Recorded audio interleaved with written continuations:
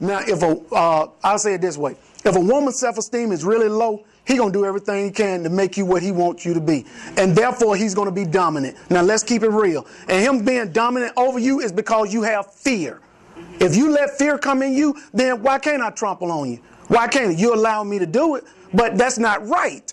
So that's what I don't talk about. But what I'm trying to tell you is, if we're going to change, let me change because I'm looking at my best example. That's what I'm going according to. But now, if you're just going to try to put it down my throat because you want perfection or you see something different, then that's totally different. And like she said, that was just in general. So I'm making it in general. We both need to change, but I don't need you to tell me that. Let me see my best example. When I see you, I pattern myself after you. When I see you, guess what? You look good, I want to look good.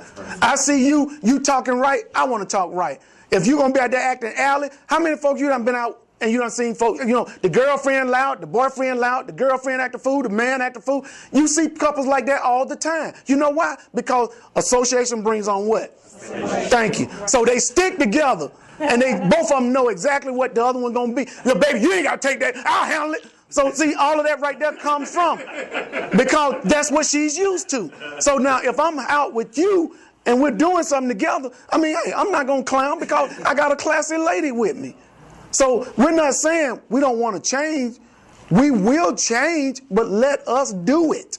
Not, let me push you a little long because you're moving too slow for me. Let us do it. We'll do it.